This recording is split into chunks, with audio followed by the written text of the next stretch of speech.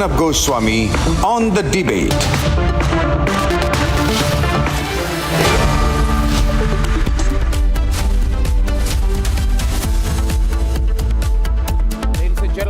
Congress party is completely cornered. It doesn't know what to do. You see, the easy thing for a party that is almost semi-permanently in the opposition is that it can keep making accusations on the other side, even when the Supreme Court says that there's no basis to the accusations, whether it be Rafale, whether it be Pegasus, whether it be Adani. In all of these three cases, the matter's been settled by the Supreme Court of the country, but the Congress party is unwilling to let go. It believes its essential nature of politics is to keep making accusations louder and ghastlier and hope that the accusations will stick. The idea is simply, the political philosophy of this present Vadra Congress is, as opposed to the Congress I or the Nehru Congress, the Vadra Congress's essential strategy is to keep making accusations in the hope that the other side will be on the defensive or that some of the accusations will stick. Now, ladies and gentlemen, here come the accusations against the Congress party itself. And there are serious accusations. Stay on that plate. There are serious accusations because the alleged link between Sonia Gandhi and George Soros through this company, this NGO, whatever you call it, this international group of which she was co-president, which was pro-Pakistan, against India's national security. All of this infringes on India's national security. Keep in mind, ladies and gentlemen, Nehru Gandhi Vadra family, Congress Sonia-soros, go back to that plate. It is a matter of India's strategic interests, and the question is, did the Nehru Gandhi Vadra family willingly, knowingly or otherwise compromise India's strategic interests? It's such an important question, such an important question. We need to spend some time thinking about it. A political party and a family that has held power in the country for 6 decades is accused of having compromised India's national security at multiple platforms, being associated with groups that say there must be independence for Kashmir. And now that you ask them what's been going on, they say the charges are ridiculous. No, your response is ridiculous. Question number 3 tonight, ladies and gentlemen, therefore, are there any connections between the Congress party and the deep state interests? And I'm not only talking about the American deep state interests. All of us who know, who read books, who would analyze, connect the dots, see how things work, be aware of the Mitrokin archives, be aware of the US deep state, would know that this is a very serious question. Is the Congress party connected to the deep states or otherwise of any other country, for example, China? You see, Sonia Gandhi made Rahul Gandhi sign an agreement in the presence of Xi Jinping. On what basis did you do that, Sonia Gandhi?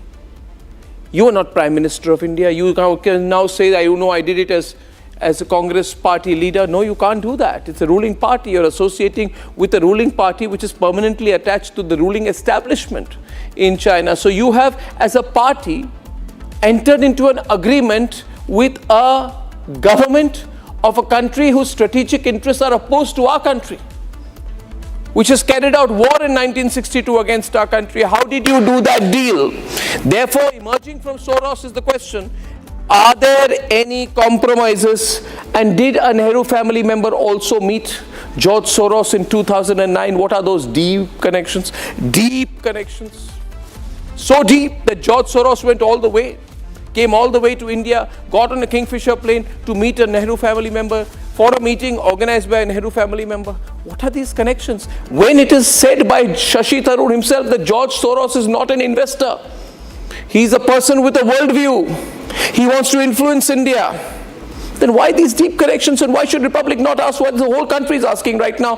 And how is it that the Congress line, the Rahul Gandhi line of politics, the Vadra family line of politics, and the Soros line are uncannily similar? Is it just a coincidence? Can it be just a coincidence? Did Rahul Gandhi meet Donald Lu, famous in the US State Department for being the man responsible for pushing American state interests to try and do regime change operations? Did he meet Donald Lu in Washington? Did Rahul Gandhi meet Ilhan Omar in Washington? She's very much a part of the deep state machinery. Did he meet Samantha Powers in a South Asian country? Are there any Congress MPs with Soros connections in our country who have a presence in very, very important parliament committees, strategic committees? And did Soros also fund an NGO That's a type of fund and NGO which did or has done legal advocacy work in New Delhi. So is Soros trying to penetrate politics, law, Supreme Court ecosystem, legal ecosystem, to try and become a parallel center of authority in India? Ladies and gentlemen, one thing we must accept: these are serious charges, very serious, and you can't get away by saying ridiculous. Don't show us that arrogance. Answer the question. You've been asked that question. Congress party, answer the question you've been asked. Debate 1, why there is a stunning silence by the Congress party on the Soros link, which is becoming a subject of national discussion. We have Mahesh Jethmalani joining us on that for a one-on-one and a solid debate on that.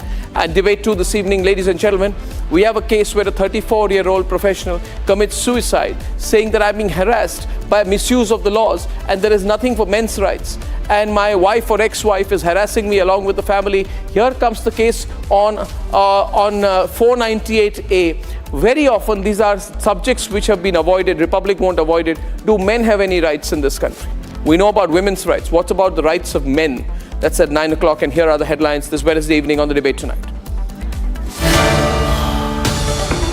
Foundation से पैसा लेकर देश को अस्थिर करने की जो षड्यंत्र है, उसमें सोनिया गांधी, राहुल गांधी और पूरा गांधी नेहरू परिवार उसमें संतृप्त है, संलिप्त है। 3 state jails of logjam in parliament as a completely cornered Congress refuses to come clean on the Soros link, the Sonia-soros link. The Soros link is the center of attention as the opposition chooses to attack the vice president, but Sonia Gandhi refusing to answer, not one word from her. कुछ ऐसी ताकतें हैं देश में और बाहर जो भारत की प्रगति को पचा नहीं पा रहे। We must neutralize in togetherness every anti-national narrative. Opposition passes a no-trust vote against the Vice President of India, Jagdeep Dhankar. The Rajya Sabha chairman says that an attempt is being made to break the country, divide the country, insult the institutions of the country. A 24-page suicide note and a 90-minute suicide video. Bengaluru techie's suicide by harassment from his wife and in-laws has sent shockwaves across the nation. The accused have been booked and the family is demanding justice for their son. Justice for Atul.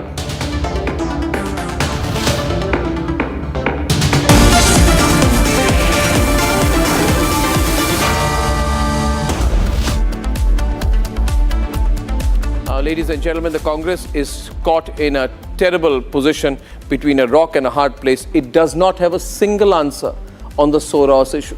Now, viewers, in the middle of all this, we have just got our hands on material which shows us here at Republic that there are media organizations in India who have been silently, secretly, and shamelessly been taking from Soros directly or Soros-funded organizations. Once again, with all sincerity, I request all the media organizations who've been on Soros payrolls to please come clean, because one day their name also, like Sonia Gandhi's name today, the Congress name today, their name also is going to come out. Here's the latest, then we debate. मुद्दे को भटकाने के लिए इन्होंने अविश्वास प्रस्ताव लाने का प्रयास किया। आप लोग इस सदन का सदस्य होने का लायक नहीं है।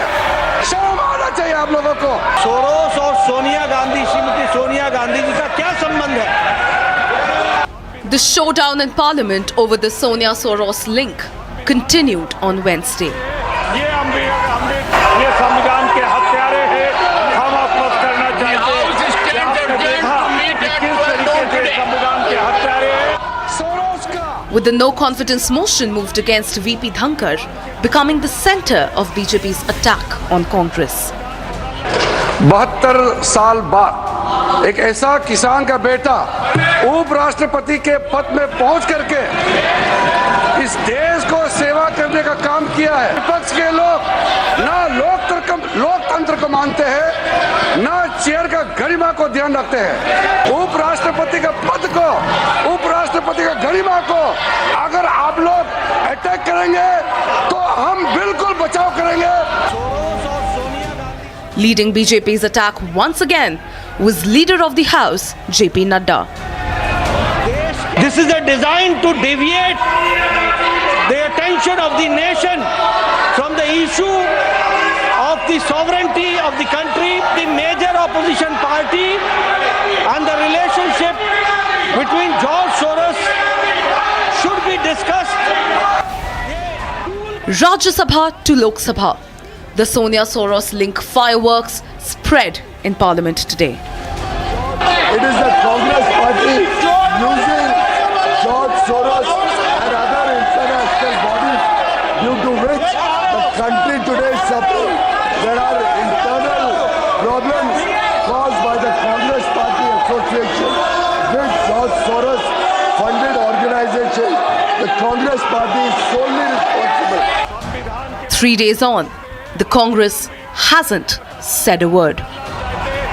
स्पीकर से मेरी मीटिंग हुई और मैंने उनको कहा कि देखिए ये जो हमारी पार्टी कह रही है कि ये जो कमेंट्स हैं डेरोगेटरी कमेंट्स हैं मेरे बारे में इनको एक्सपंज किया जाए। स्पीकर ने कहा कि वो इनको एग्जामिन करेंगे। Congress's only defense is deflection using Adani, a non-starter even for its own allies. मुद्दा उठा रहे हैं उसका कोई आधार नहीं है, बेसलेस है, सतही है, घटिया आरोप है जिसका कोई नहीं। पर जो मुद्दा हम उठा रहे हैं अडानी और मोदी के संबंधों का, उसके लिए तो कोर्ट ने संज्ञान ले लिया है। As more links emerge, the BJP is doubling down, fielding Sambit Patra to hold another news conference. Soros foundation से पैसा लेकर देश को अस्थिर करने की जो षड्यंत्र है, उसमें सोनिया गांधी, राहुल गांधी और पूरा गांधी नेहरू परिवार उसमें संतृप्त है, संलिप्त है। जब इस विषय को पार्लियामेंट और पार्लियामेंट के बाहर उठाया गया, कहीं न कहीं विषय को डाइवर्ट करने के लिए माननीय धनखड़ जी के खिलाफ एक नो कॉन्फिडेंस मोशन लाने का प्रस्ताव कांग्रेस और उनके कुछ घटक दलों ने लिया है। With BJP alleging direct links of the Soros family with Congress, why is the Congress evading straight questions? What is there to hide?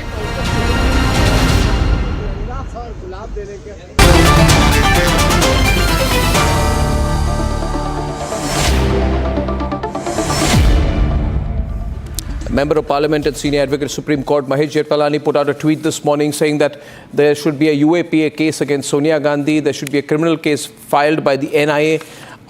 You've taken it very far. You also said that the Congress party, especially the Nehru-Gandhi family, the Vadra family, has got away so far with many cases, whether it be Augusta, Westland, National Herald and other cases in which they haven't been implicated yet. You were sounding a little frustrated with the pace of those investigations in your tweet. What's your take on this one? Well, I mean, I don't think I've gone too far on this. I mean, I think the offence under the UAPA is manifest from the documentation, which nobody has denied. And are you surprised by the absence of any word on this matter by the Congress party? They have nothing to say. They say it's ghatia. They say it's ghatia. They've said the charges are ghatia and baseless and a response to their issues raised on Adani. But this is in the face of overwhelming evidence, this is a mere denial. It's a little abusive denial, right? It's a vehement denial, but it's not backed up with any evidence. On the other hand, you have a website. Sonia Gandhi cannot deny that she was connected with that forum, right? Forum for Democratic Leaders, Asia Pacific. She wasn't. She is a co-president. She occupies a very, very high position.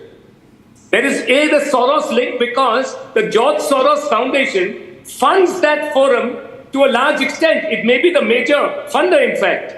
B, apart from the Soros connection, it is the platform which that advances, that forum advances. The platform is that Kashmir should be in an independent state. It is secessionist, it is separatist, it's anti-Indian and it's anti our constitution. It's a very serious offence and it is punishable under the UAPA. It's an unlawful activity, and what Sonia Gandhi has been doing with this foundation, this forum, Soros-funded forum, comes squarely within the meaning of an unlawful activity. But they say it happens a long time back. Their other argument is it happened a long time back. So are you saying that you're a reformed secessionist now? That you were a one-time secessionist, but now you're not? But they're saying George Soros is a nice guy. He's a wonderful person. He's not an investor. He's a concerned world citizen, a great friend of Shashi Tharoor, who calls him a concerned world citizen. He's a profiteer, and this world citizen is a world which he inhabits on his own. He uses his wealth, I don't know where he's obtained it from, billions of dollars. He uses it for what he calls for the advancement of an open society. That open society is no more than a euphemism, which I put in a previous tweet, for profiteering from short sales, doing retail investors in the countries where he short sells, which is a direct consequence, and B, illegal immigration is the other plank of this open society. What is the open society except borderless countries? He's against countries and boundaries. You know why? Because he wants illegal immigrants of every ilk. But he's not been stopped so far. I have heard, I have nothing to substantiate it right now, so I'm not naming individuals, but there are individuals, senior advocates, who have held the position of additional solicitor generals, who directly or through their family members have run NGOs which have got dozens of crores of rupees from George Soros and George Soros linked organizations. All of this stuff has been pretty much out in the open. Mahesh Jethmalani, it's been so in Delhi Lutein circles, it's like, okay, George Soros has given money to a lot of people. Sonia Gandhi also got a position. What's the big deal? Why is Mahesh Jethmalani getting so worked up early in the morning to put out these furious tweets now? It's been par for the course. It's happened all along. Yeah, right. That's Lutyens Delhi then. If that's what Lutyens Delhi's chorus is, then Lutyens Delhi be damned. Because as far as I'm concerned, George Soros is anti-national so far as India is concerned. He's meddling in our affairs. And who is he? What is the citizen of the world that he claims to be? Which citizen is a national of? And if he likes illegal immigration and borderless countries, right? Why doesn't he go and settle the North Pole? Yeah, but your government has been in power for 10 years and more. Are you getting out of this live and let live approach that we've seen for the last 10 years? You've said yourself, if you make so many accusations against the Gandhi, Vadra, Nehru family, not one has there been a conviction. Augusta Westland, National Herald case, or this particular case, it's all, is it being used for political leverage? That's what people will think if there's no follow-up. I agree with you. Or the cases against Robert, what is this fellow, that Priyanka Vadra's husband? Yeah, the land Robert grabbing Vadra. case. Huh. Yeah. Land grabbing case. Yeah. What happened? Allotment cases by the Haryana government. Yeah, what happened? What happened? Nothing. They're still pending. Why nothing? Why pending? 10 years pending. Why? In fact, they've now revived, the BOFAs have been revived. Right? But they're pending because of tardy investigation. And listen, ultimately, Arnab, this is the nub of the matter. Unless you prosecute these persons successfully, right, and not just use this as optics, leverage, optics or leverage or whatever it is. Unless you do more than that and uphold the law, these people are going to continue to be a thorn in the side of India, and not only a thorn in the side of India because their potential for mischief within India is severely circumscribed with all the laws we have now. But they will now rely upon foreign actors who have an interest in controlling this country. Soros, by the way, doesn't act only on his own. He has deep links with the democratic deep state, deep links with the CCCP. Right? Yeah. So he is an enemy of this country. Yeah. He's an enemy of a strong India, something which the Congress can't provide. Yeah, I look upon what's happening right now as the last cry and the last try of a dying lobby.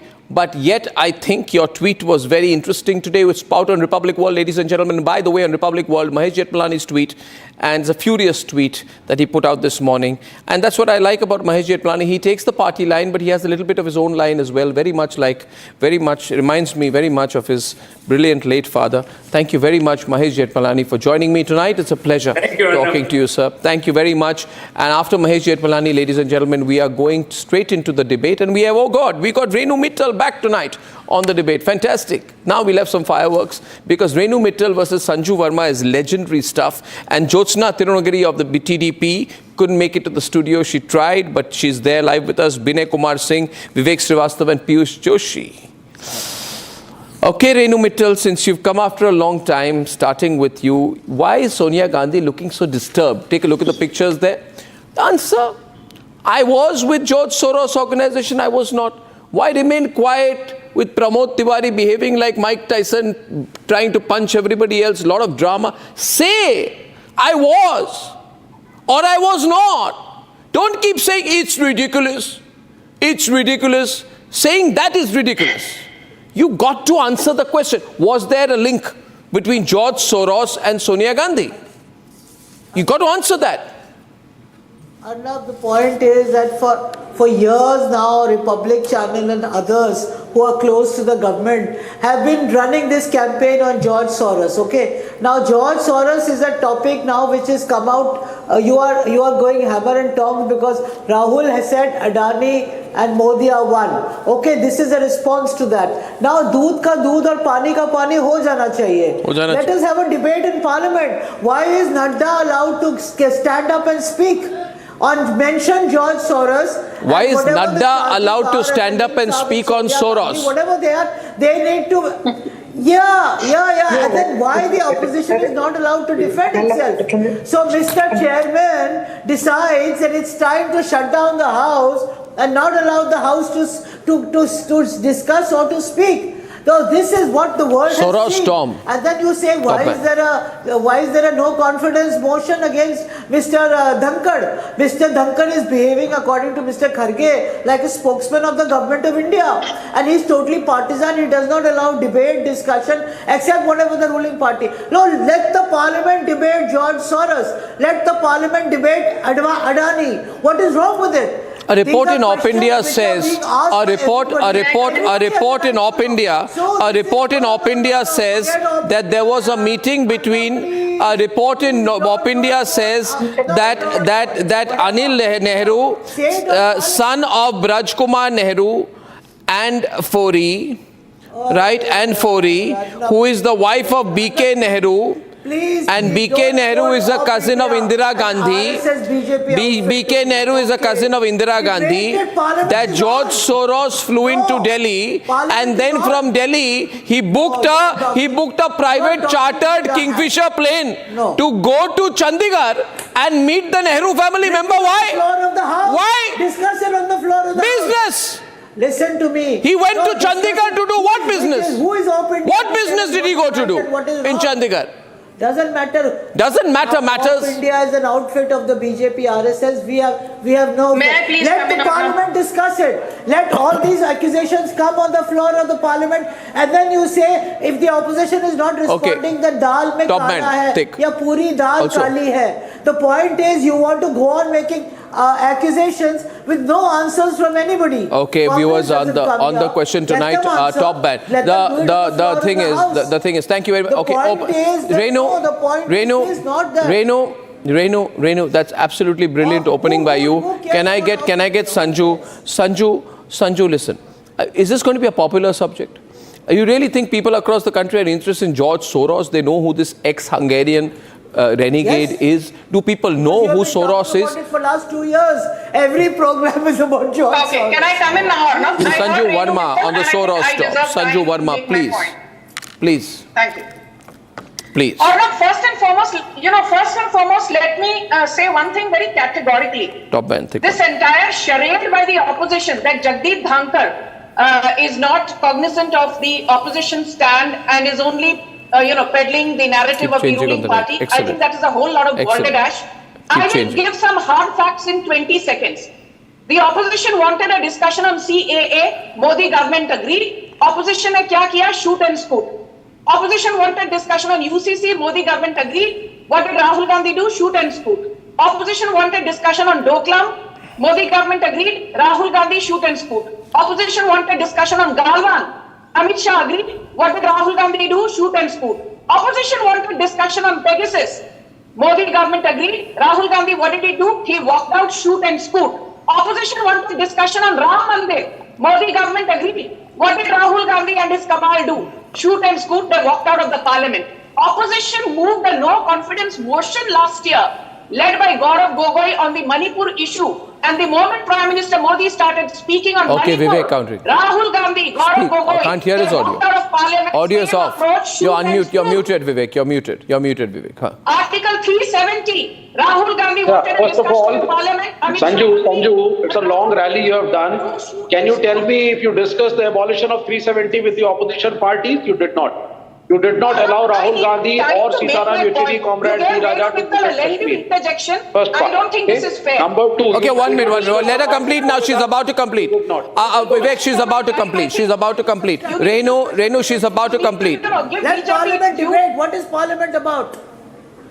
Can I please finish? Renu, you had your turn. Now please stop heckling me. I did not heckle you. Yeah, Renu, just wait a while. Wait a while. I'll come back to you. Let us just get one thing very clear. We've already discussed the fact that, George Soros is the man whose firm Open Society Foundation is one of the biggest stakeholders of OCCRP. OCCRP has been peddling fake narrative on Pegasus, fake narrative on Article 370, fake narrative on Covaxin, fake narrative on the entire Adani story, fake narrative on Muslims being brutalized in India. But the most important point is this, which your audience needs to know. George Soros has an NGO called Sherpa. It is Sherpa which first started writing against the Rafale deal, which the Modi government secured. And lo and behold, after Sherpa started questioning the Rafale deal, you saw Rahul Gandhi and the entire Jamaat questioning the Rafale deal. Then let's talk about two organizations which always say that democracy in India is under danger. One of these organizations is VDEM and the other is an organization called HRW, Human Rights Watch. And do you know, Arnab, who is the biggest stakeholder in VDEM and who is the biggest stakeholder in HRW? It is a man called George Soros. And my final point is this. Do you remember the height of Pegasus controversy? Wow, 1 minute. It's a very long intervention. I'm stopping right now because I'm getting the others in. Because 1 minute, just 1 minute. I'd like to go to Jyotsna right now. Jyotsna is on the debate. The issue is this, ladies and gentlemen, and as I'm asking this question, many people responding to my initial comments where I said that according to my information, there are several news organizations in India that have taken money from George Soros, and some news organizations have taken 20 lakhs. Some news organizations have taken 1.5 crores. There are some news organizations that have taken as much as 15 to 20 crores in unknown debt instruments. In unknown debt instruments from George Soros. It is not equity investments, it is debt investments. And silence please, why would any Indian news organization take debt instruments from George Soros? And why would George Soros give debt to Indian media organizations? This question is very important, ladies and gentlemen. I want those shameless organizations to make self-disclosure. Soros done something which is anti-India? Jyotsna is on the debate. Apart from funding human rights. Jyotsna,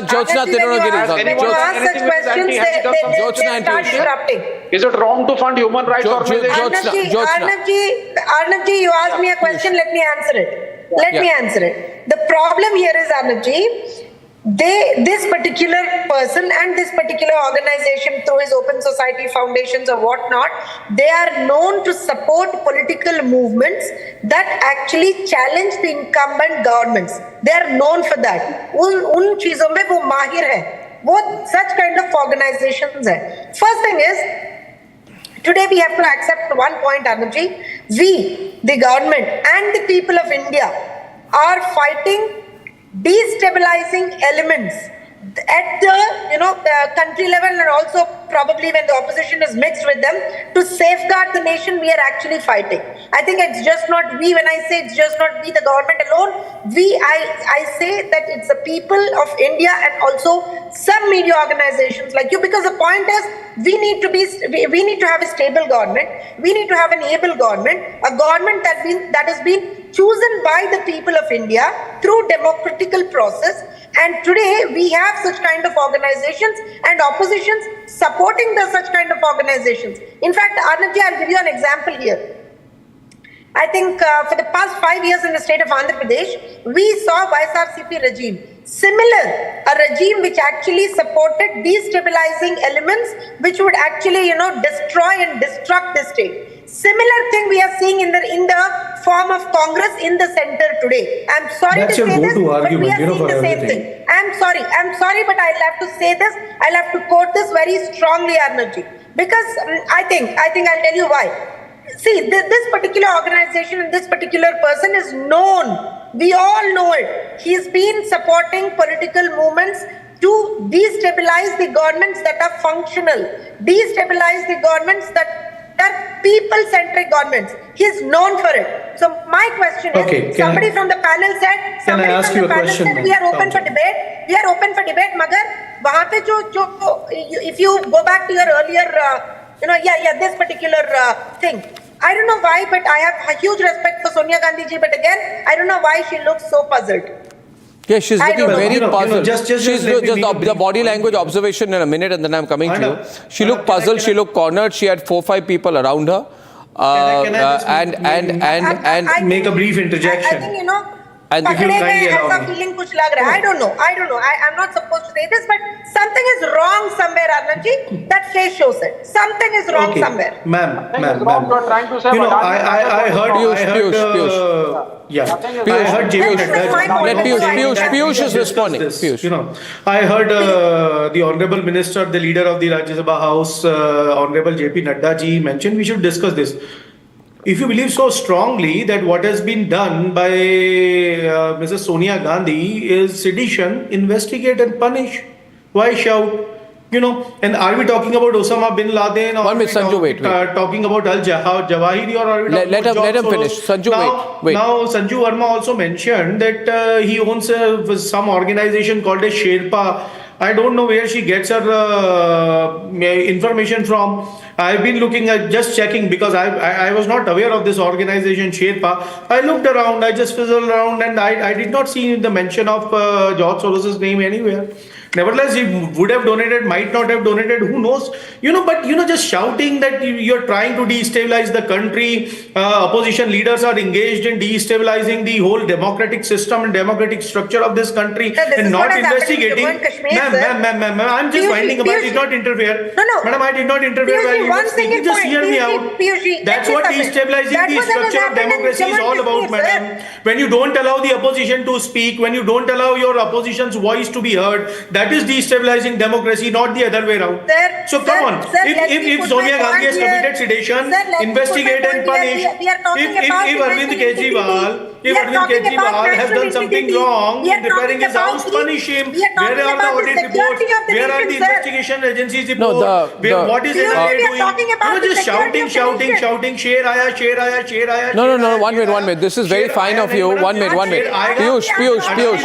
1 minute. You are saying, you're talking about crying wolf. In that context, I'd like to say, give me a moment, that it's very interesting that the opposition is now saying that someone else is crying wolf. You cried wolf on Pegasus. You lied. Supreme Court proved you wrong. You lied and you cried wolf on Rafale. Supreme Court proved you wrong. You had to apologize. You cried and you lied on Chaukidar Chor Hai. The country responded to you. You cried and you lied on Adani. Supreme Court dismissed you. You go by an American prosecutor. You don't know. You have no respect for the Supreme Court of the country.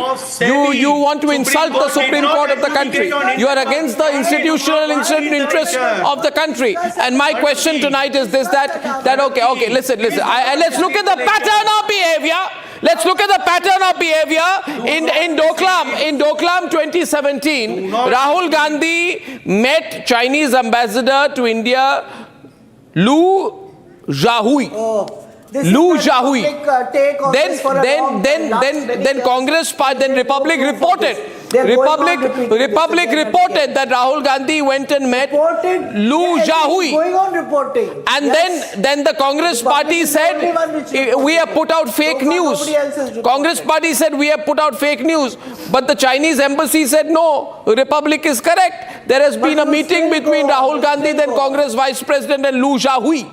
Why did he meet Lu Zhahui, Donald Lu, Samantha Power, and Ilhan Omar? Can I come in?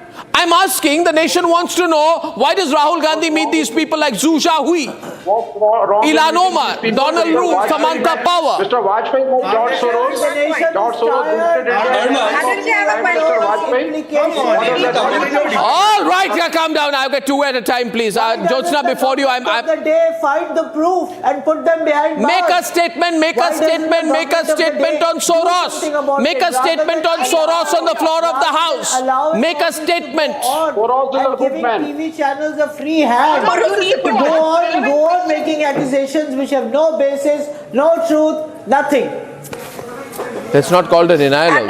Arnabji, my single point. Arnabji, please. Wait a minute. Jyotsna and then Sanju. Yeah. Okay. Yeah. So you did business with Otavio Quattorochi for years. And then your government fell. Yes. Yes. That order has changed. The government fell because something wrong was done. This has happened. So why does the government... Okay, one minute. Okay. Rather than giving a free hand to all the TV channels to do what they want. TV channels? I don't need a free hand from anyone. Arnabji, I have a question, please. I have a free hand always. George Soros is become the biggest name for these channels. Okay. Arnabji, my question, please. Please, my question. My simple question, and I think I should say it's a doubt.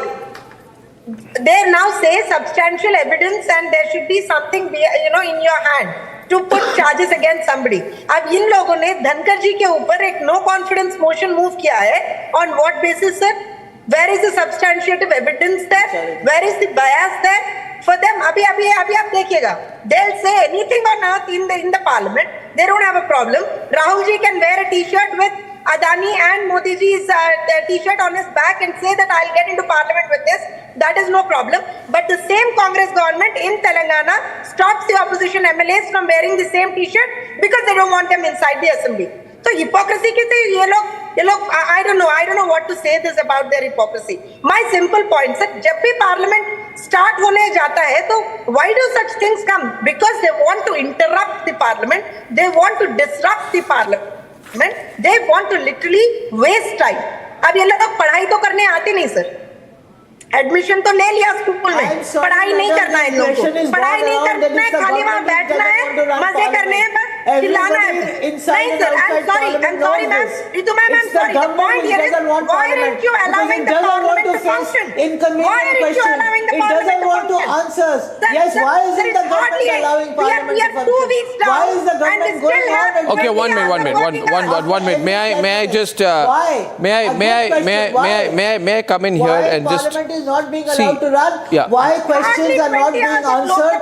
Why all the accusations that are being leveled are not being treated with the respect that they deserve?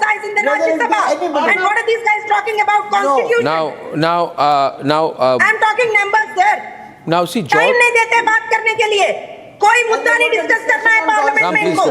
The BJP to make its point. Just 1 minute. I've been waiting for 40 minutes. Yeah. Just coming to you. Binoy has not spoken. After that, I'll come to you. Binoy, just coming to you. 1 minute. Just wait a minute. Binoy. Binoy. 2 minutes and not even have. Coming to you. Binoy. For the BJP. Yeah, just coming in. Binoy. Will this stick on the Congress, or is this just an attempt to distract attention in this Parliament session?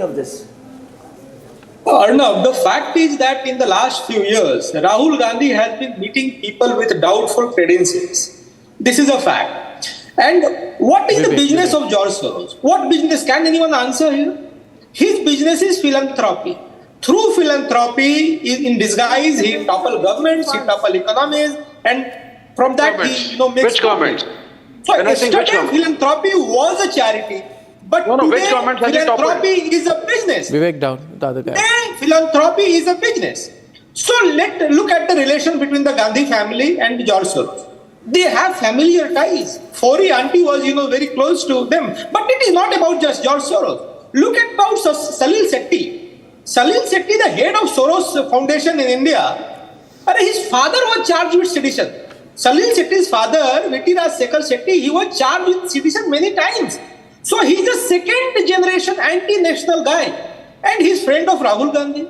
So what does this indicate too? And let me tell you, Arnab, that many, not just media houses, many people across and many organizations across the globe, they are linked like a network with Soros Foundation. Many people associated with Pakistan Army, many linked to terrorist organizations, many, so-called historians like Audrey Truske, and many, people, those who are advocating for chaos and anarchy across the globe. And this is his idea of open society. Open society simply means create a chaos and anarchy, and George Soros means to be the ultimate beneficiary from this chaos and anarchy across the globe. For a brief moment. This man is very dangerous, and not just dangerous for India, he's dangerous for many countries across the globe. Okay, and number one. It's high time that NIS number one. If he is dangerous and one of the member of parliament has links to George Soros, why is your government silent for 10 years? And waking up now? It needs to be investigated because it's okay. Fair enough. Why are you not investigating? 1 minute, Piyush. Okay. No, why is the government? Okay, Piyush is taking over, and then one minute. Why is the government not investigating? Why the government has slept on this matter for 10 years and awakened only now? Number one. Number two, you said I am not here to defend George Soros. I don't care about who George Soros is and whatever the links are with the member of parliament. If George Soros is destabilizing democracy anywhere in the world, is creating anti-national movements here and there, then you may as well go and investigate and punish the member of parliaments if they are found guilty. You said that George Soros' only business is philanthropy. Last I knew, he had a very pretty successful hedge fund. And he ran his own hedge fund. Like many of the people in this country as well do. They run their own hedge funds. They have their own fintech corporations.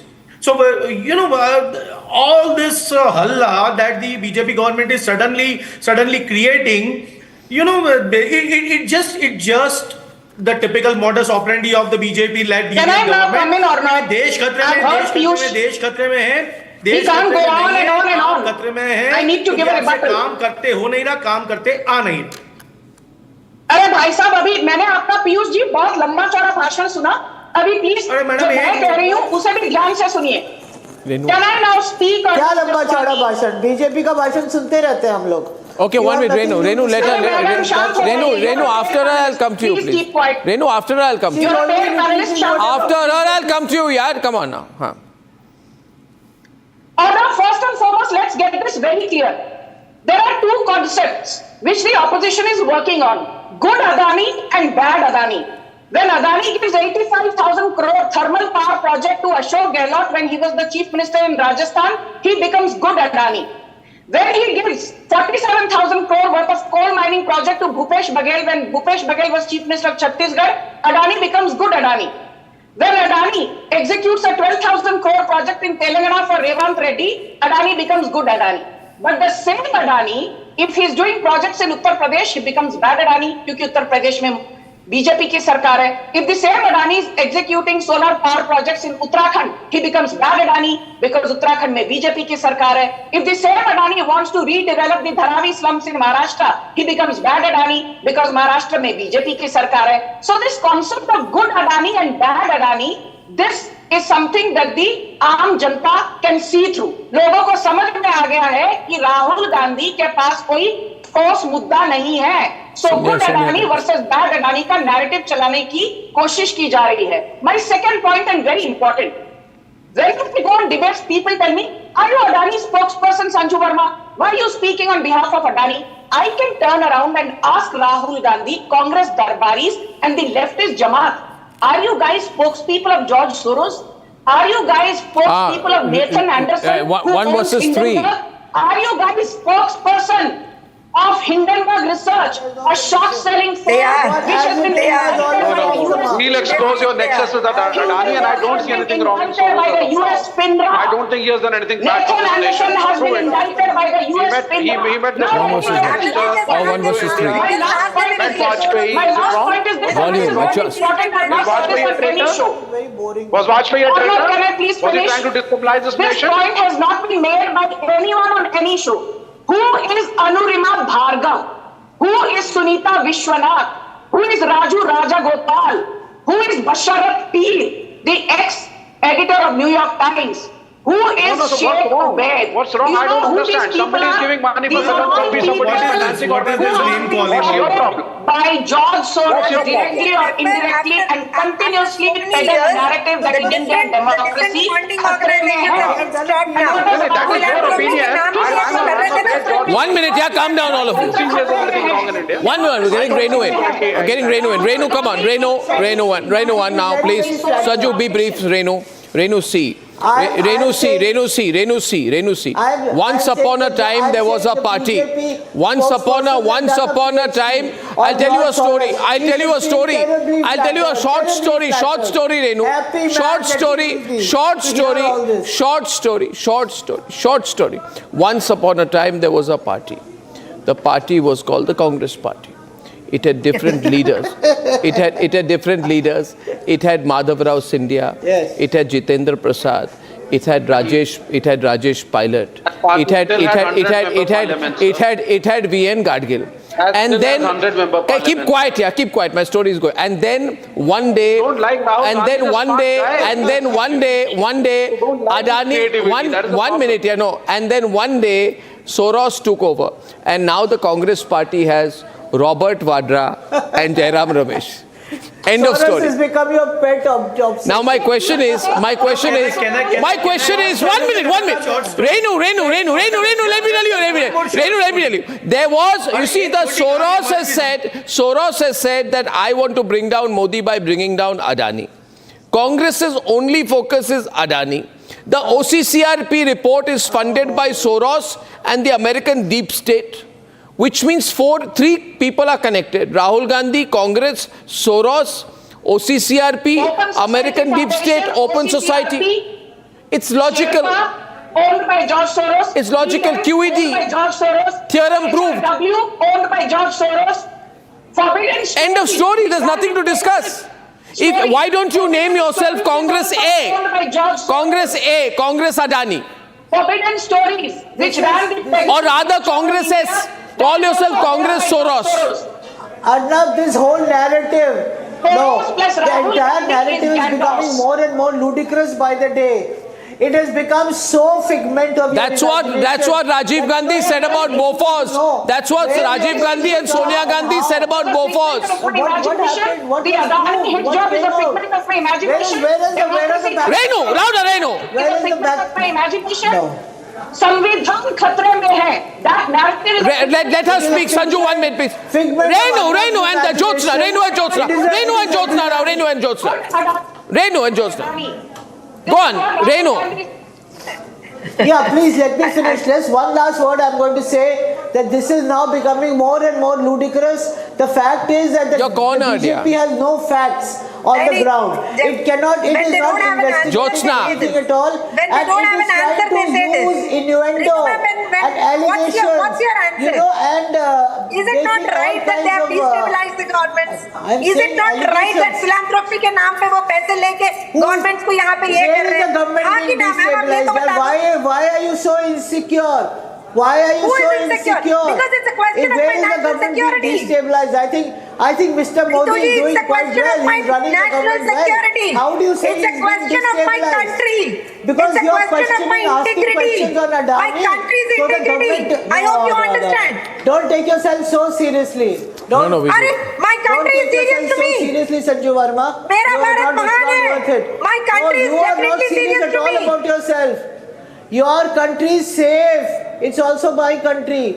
You are making Soros and Sonia pictures on the screen. Jyotsna. Thank you. That's my point. That's my point. Why are you encouraging people who are destabilizing a government? No. Why are you encouraging people? There is no conspiracy. There is no conspiracy. अच्छा एक बात बता दीजिए. Is it not true? Is it not true that they have funded to destabilize governments earlier? Ma'am, I give you an example. Ritu ma'am, I give you an example. Soros is known for his destabilizing financially. 1 minute. Now viewers. Let him answer it. And then Arnab ji, let them talk about the 1992 UK currency crisis. कौन लाया था? भाई कौन था उसके पीछे? वो नहीं डिस्कस करेंगे. all Soros. can see in this whole George Soros and Sonia Gandhi links controversy, is this typical BJP modus operandi, as I have said. They want to, their job is to generate a sense of security in the people of country, but their whole gamut is all about generating a sense of insecurity. Hindu खतरे में है, देश खतरे में है, सारी चीजें जो है, देश का जो स्ट्रक्चर है वो खतरे में, एक डर का माहौल बनाइए, अपनी सीटें और अपनी पार्टी को जीत दिलवाइए. That is typical Bharatiya Janata Party modus operandi. You cannot generate a sense of security in the people of this country. As well resign. If you cannot Binay. That's the point. Despite 10 years of governance, Arnab, Congress has now become a Congress so party. Don't shout. So and so means Soros and Sonia. So now Congress can be called Congress so and so people of opposition or against the leaders of opposition. Why you cannot convict on one of those charges. Sanju on the short debate tonight. Sanju, don't investigate. That's the BJP's modus operandi. Keep doing it. People of this country will give you a proper answer. One thing. You guys said that Gautam Adani has been indicted by the US DOJ. Indicted does not mean you're guilty. It simply means you have been formally charged. Even Arvind Kejriwal. So you don't investigate that. You don't investigate this. You don't investigate Hemant Biswa Sarma. You don't investigate Chhagan Bhujbal. You do not investigate Prafulla Patel. You do not investigate Ajit Dada Pawar. You do not investigate Arvind Kejriwal. I think. So just chill. I think it is. Guys. अरे विजय माल्या का क्या हुआ? नीरव मोदी का क्या हुआ? मेहुल चोकसी का क्या हुआ? Where is Nirav Modi? Well, I think while the political debate goes on, I am informed that George Soros. I am informed through reliable sources. I am informed that George Soros. Now I'll have to investigate this, of course. Has invested directly or indirectly in 16 to 21 news media organizations in India. Listen to me, breaking news. Between 16 to 21 news media organizations in India have received different amounts from 20 lakhs into many crores from Soros and Soros-funded organizations. Yeah, I want to know what philanthropy. But Jyotsna, what philanthropy with news organizations? That's the point. According to Congress and according to the opposition, that's the philanthropy. This is his job to peddle the seed. And then these same organizations who have taken money from George Soros, no. These same organizations, Sanju, who have taken money from George Soros are now saying, we have run out of money. We need subscribers. 10 rupees do. Okay, ladies and gentlemen, on the other side tonight we have a very important case which talks about men's rights, and there has been a very sad case where a 34-year-old professional committed suicide, saying that he's being harassed and false charges are being placed against him. His entire family is in court and section 498A, 302, 377 has been filed against him, and the family is that of his wife. He talks about the unspeakable cruelty that his wife has inflicted on him, and there's a nationwide debate tonight that if there are women's rights, what about the rights of men? We'll debate that when I'm back. Time for a quick breather. Arnab will be right back with the debate. In the global employability rankings by Times Higher Education UK, only the following 6 institutions from India are ranked amongst the top 230 in the world for having the most employable graduates. IIT Delhi, IISc Bangalore, IIT Bombay, IIM Ahmedabad, IIT Kharagpur and Amity University. Ice बोला था लाने को, लद्दाख चला गया, पूछा phone पे इतना busy क्यों है, तो क्या बोला तू? हाँ, माउंटेन्स वर कॉलिंग. डॉक्टर जहांगीर उस दिन सनसेट देखने छज्जे पे चढ़ा, टूट गया. हाँ, तो किसने बोला घर की दीवार पे रॉक क्लाइंबिंग करने को? सफीना बदतमीजी. समझ गया. मेरे पास आप दोनों की प्रॉब्लम की मेडिसिन है. इसको घर पे लगाओगे तो शादी का तो पता नहीं, पर घर पक्का नहीं टूटेगा. रुंगटा नहीं तो घर स्ट्रॉन्ग नहीं. रुंगटा स्टील TMT बार एकदम सॉलिड. माननीय सदस्यगण, संसद एक पवित्र स्थल है और इस भवन की एक उच्च गरिमा, प्रतिष्ठा, मर्यादा है और इसी भवन में हमने आजादी भी प्राप्त की है और दुनिया का सबसे बड़ा लोकतंत्र सर्वोच्च प्रतिनिधि संस्था है।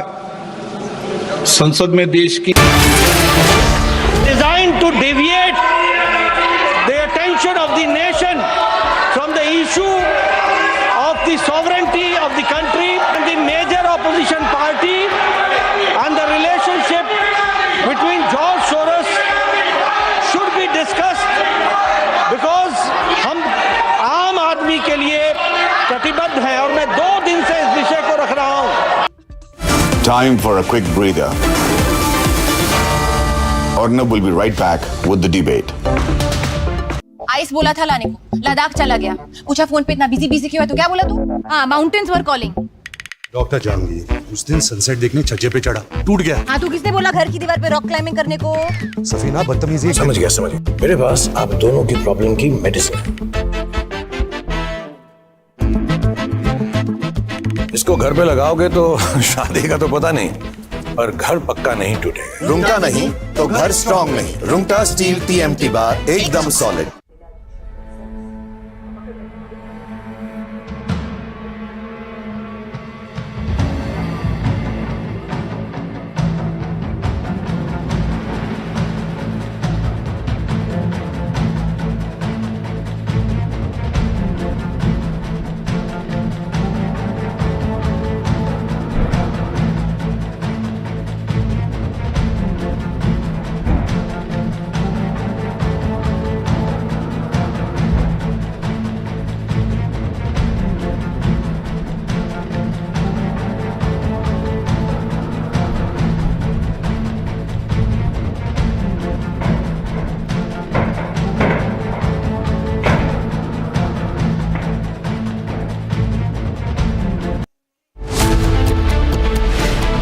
Justice for Atul Subhash, a national campaign. Suicide of Bengaluru techie shocks nation's conscience. Are laws being misused against men? Debating tonight at 9 p.m.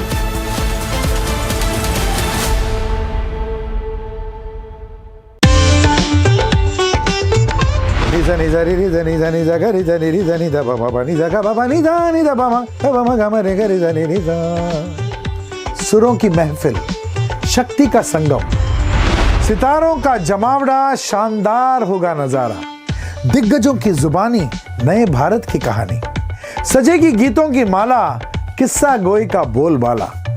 Republic का मंच, सितारे होंगे संग, सुर, साहित्य, शक्ति का संगम।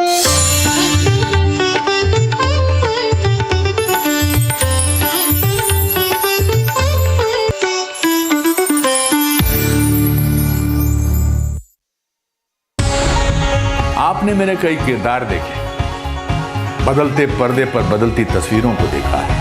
हर किरदार के पीछे कहानी होती है। आप उस कहानी को जानना चाहते हैं तो हो जाइए तैयार। मैं आ रहा हूं आपके बीच सुर, साहित्य और कला के सबसे बड़े कुंभ में। रिपब्लिक भारत संगम 20 दिसंबर को।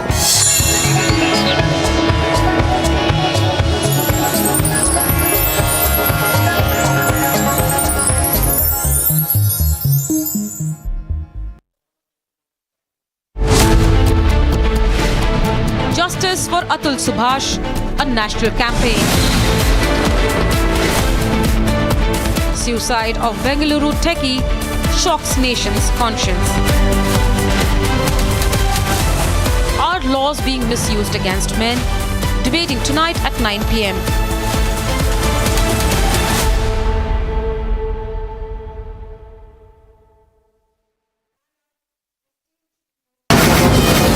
From the Republic Media Network headquarters, it's time for Arnab Goswami on the debate.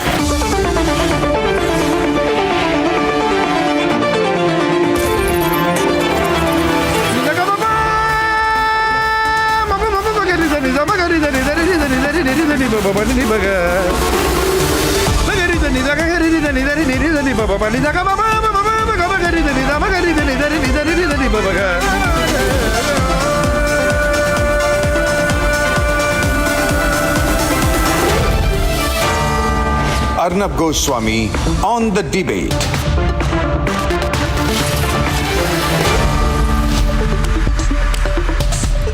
Welcome back. Ladies and gentlemen, tonight on the nation's sharpest opinion, what about men's rights? We always speak about women's rights. What about the rights of men? We talk of a uniform civil code in the country in which every Indian citizen will be equal before the law and will face the same laws, regardless of community or sect or religion or any other form of identity. In that case, what about gender neutral laws? These are fundamental questions. If you say men don't have the same rights as women, then what's the point of having a uniform civil code? We'll have equality on the basis of religion, but if you're a man, you'll have lesser rights than women. Now, ladies and gentlemen, these are unfair practices. And the case of a Bengaluru engineer, Atul Subhash, 34-year-old, who has committed suicide alleging extreme harassment by his wife and in-laws, and the misuse of several parts of the law, including the very dangerous, worrisome, and very often misused 498A, has brought into focus a campaign of justice for Atul, where the question is, if a man faces false allegations by his partner or wife or ex-partner or ex-wife, what are his rights? What is his recourse? In this case, all kinds of charges have been put against him. 302, murder. 377, unnatural sex, then later withdrawn by his wife. 498A, the very dangerous 498A, 504, 506, 323. Ladies and gentlemen, all possible cases are filed. And if truth be told, there are hundreds and thousands and lakhs and millions of cases in our country where an aggrieved wife, and I'm not saying a wife is not aggrieved in all cases, but very often an aggrieved wife or her family not just uses the law, but there are many cases where they misuse the law. And when the law is misused, then there are tremendous consequences. And today, the Supreme Court bench of Justice B.V. Nagaratna and N. Koteshwar Singh has noticed and noted the misuse of Section 498A, which is meant to protect women from cruelty. But the Supreme Court has said that the misuse of Section 498A is a very worrisome trend. The exact words of the Supreme Court are, and I quote, "The provision was introduced to address genuine cases of cruelty through swift state intervention, but it cannot be misused as a personal weapon to settle scores." And the court has also noted, and I quote, "Frivolous and generalized complaints can lead to the misuse of the legal provisions, encouraging arm-twisting tactics rather than addressing genuine grievances." Now, my point is, if the Supreme Court knows this, if the high courts know this, if the state governments and central government know this, why are they not doing anything about it? Will they do something about it after there are many more cases, like the case of Atul Subhash? Ladies and gentlemen, the case of Atul Subhash is one case in point, but it has reignited a debate on the mental health of men, on the harassment of men, and legal experts have also weighed in on the debate, saying that now we must address these issues and restore public confidence in our judicial system. Laws which are often contested are often also misused, and we must also find out whether there is some extent of corruption that has entered some levels of the judicial system. And the judicial system of our country, with the greatest of respect to all the judges, must be open to introspection and action on such matters, so that there is no cabal which uses the law to benefit itself. This is a case we all need to debate tonight. We'll debate it very calmly, but very importantly, because my view is on the nation's sharpest opinion tonight, that laws must be gender neutral? Let's debate.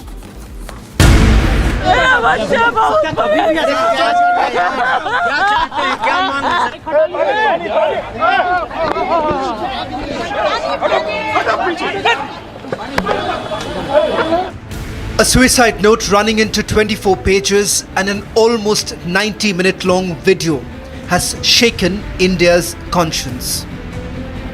His wife, as Atul claims in his last video, filed false cases of harassment and then went on to demand 3 crores from him.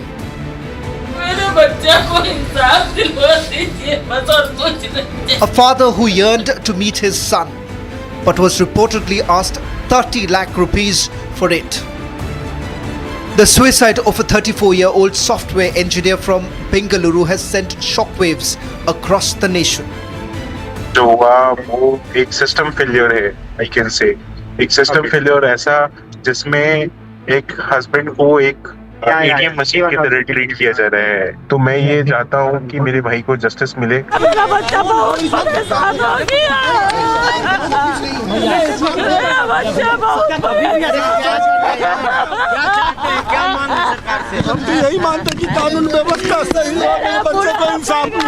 It is not a responsibility of alone myself. It is a responsibility of the person who is watching this news now. It is a responsibility of all 140 crore people. We are trying our best to change the system where we wanted at least his justice should be served. Atul took his life after alleging years of distress by his estranged wife and her family. Atul's wife Nikita Singhania has been booked along with 3 of her family members.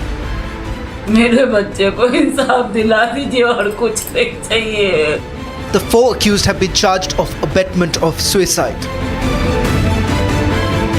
The case has sparked a fresh debate on the misuse of Section 498A in India.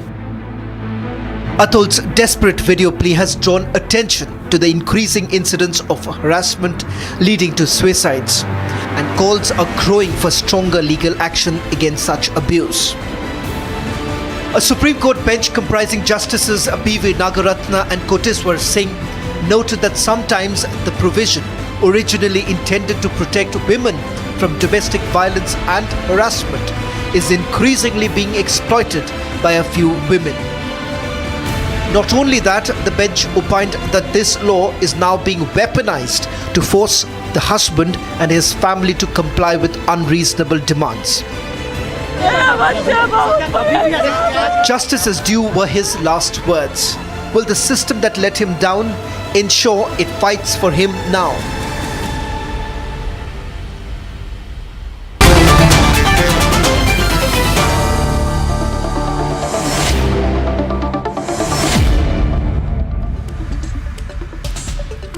Justice for Atul is what everyone's talking about tonight. Very often there is justice for women. Today the question is whether men have justice, have recourse to justice, can expect justice at all, or whether it is assumed that a man is a perpetrator of wrong and a woman is always a victim. That is not a right assumption. The other debate is whether laws should be gender neutral. Now, we have with us, I'll quickly introduce Anil Murthy. He's co-founder of the Save India Family Foundation, a prominent men's advocacy group that was founded in 2005.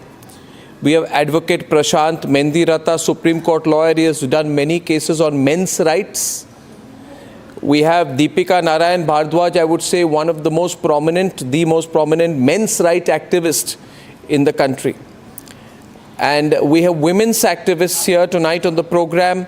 We have Rukmini Singh, who's a lawyer and a women's activist live from Mumbai. We have Brinda Adige, one of India's well-known women's activists from Bengaluru, where this case happened. And Advocate Meera Patel is a Supreme Court lawyer and managing partner in Law Circle. Her main practice areas include family and matrimonial law and sexual harassment of women at the workplace. Thank you very much, everyone. Okay, Deepika, I want to start with you here. This case, what does it highlight? I saw a bit of the video, and it was a 1 hour, 20-minute video. Atul Subhash was not emotional. He was very clinical in his assessment of what he has been through. what struck me was that he said the following things. He said, I have appeared in court on 100 days. I have 40 personal appearances. My entire family is in court. Each time it takes 2 days to go from Bengaluru to Jaunpur, and most dates nothing happens. And I don't know what to do now. I'm out of options. What does this case highlight, and why has it attracted so much attention in the media and among people? Arnab, I want to start by saying that first of all, I think it has personally taken me 12 years to be on your show, where we are on prime time discussing about a man and men's issues. And that has come after a long time, because there are just so many people who are suffering, and it is becoming more and more evident every day. Atul Subhash is not just one case. Atul Subhash is representative of just thousands and lakhs of men and their families who are struggling with the system, unable to breathe in the system, because I think it has become just very one-sided in the zest of, equality and justice for women. Balance has to be maintained. Somewhere that has gone wrong. That is leading to suicide of not just one Atul Subhash, but I have several pages of suicide note by I don't know how many suicides that I bring out every day of men who are succumbing to false accusations and misuse of law. What is really striking about Atul Subhash's case is that he had seen the system, he had experienced the system, he knew the laws, he knew the recourses that he could take. He did make an attempt to take those recourses, but he was shunted again and again and again. And when he realized that his money is going to be used exactly against not just him, but to torment his entire family, his old mother and father, his brother, and his entire family will have to pay a price for just his marriage going wrong. That is when he chose to end it all, saying, I am not going to be the ATM for my own destruction.